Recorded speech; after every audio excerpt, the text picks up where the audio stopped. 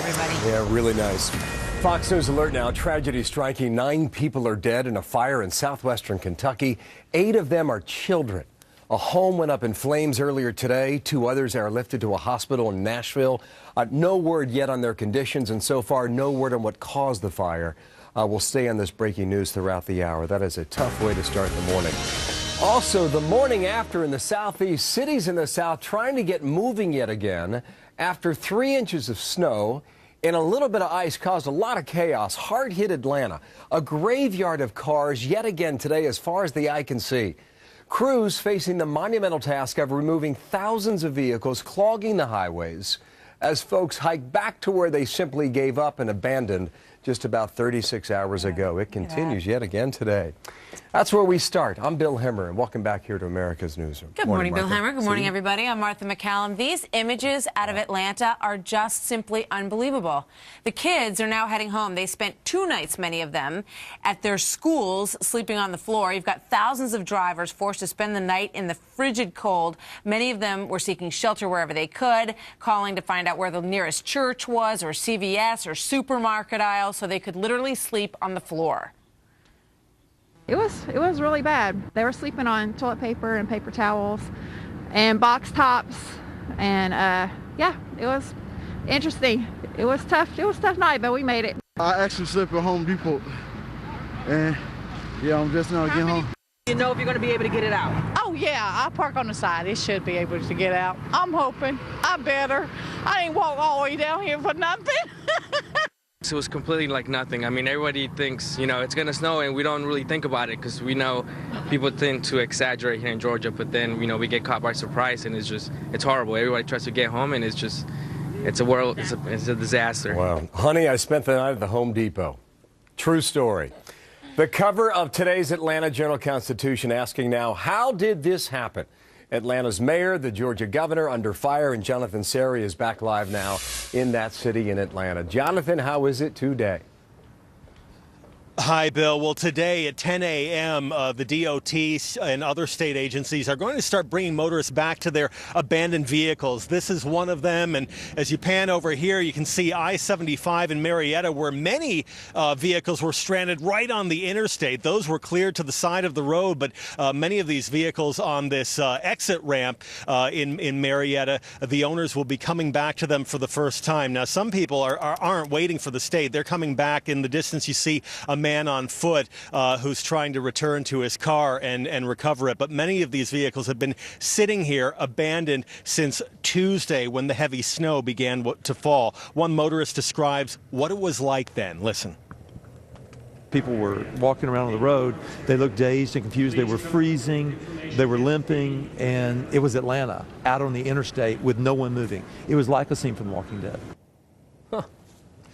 The Georgia DOT is providing free fuel for drivers who run out of gas, as well as jump starts for cars with dead batteries. Bill? I tell you, some of the comments we're getting are just stunning. It's like a scene out of The Walking Dead, that man just said.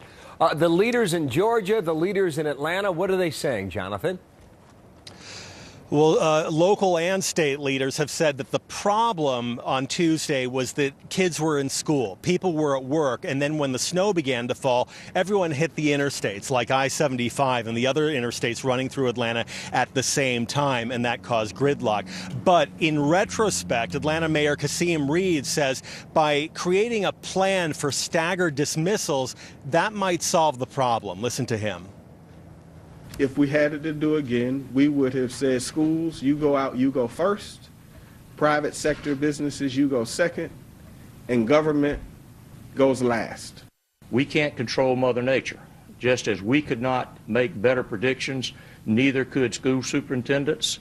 That's why the school children were in the situation they were in, because they were probably looking at the same modeling that some of our state folks were looking at as well.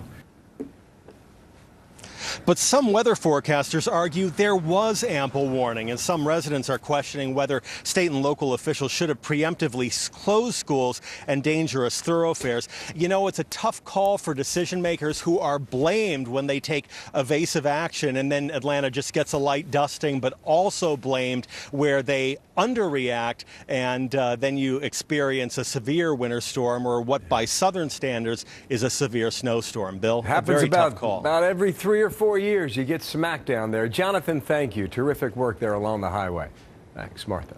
Well, about those school children, we're happy to report that all the students stranded at Metro Atlanta schools now home with their families. So they had a couple of extra nights at school. Some of the kids said they had a pretty good time, actually. It's an experience that they are never going to forget. Schools scrambling to find meals for the kids. That was the tough part, but at least they had a warm and safe place to stay. 50 Atlanta students were stuck on buses that first night. They had the toughest situation of all for these school kids. Listen. So we slept there overnight from around 11 o'clock till 6 o'clock this morning. So just the bus driver just pulled over and you guys just slept on the bus? He pulled over. The traffic was not moving. What did you guys eat? We didn't eat. And around 6 a.m. this morning, National Guard came to get us, and we had to hop over the margin in the middle of the intersection, and it took us to Kroger on Cascade Road. Well, they've got a story that they're going to tell their grandkids about the night they slept on the bus, and Americans doing what they do best in this situation, coming to the aid of those in need at times like this. A Chick-fil-A in Birmingham, Alabama, handed out hundreds of free chicken sandwiches to the stranded drivers. Store workers refused to take any money from anybody out there, and Chick-fil-A even offered a spot for some folks who needed a place to sleep, on a bench or in a booth. Well done.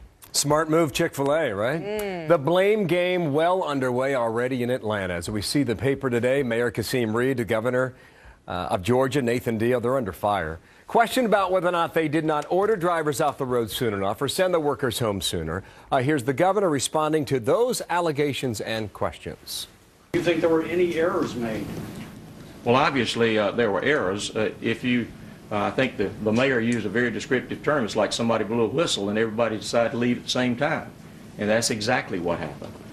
Whether or not, if we had blown the whistle a little earlier, could we have avoided that? I don't know the answer to that. Everything's fine in the rearview mirror now, right? Yep. Later on America's Newsroom, Governor Deal is our guest, so he's coming up in about 35 minutes or so. I think it's a stunning thing to see Jonathan Seri on Interstate 75.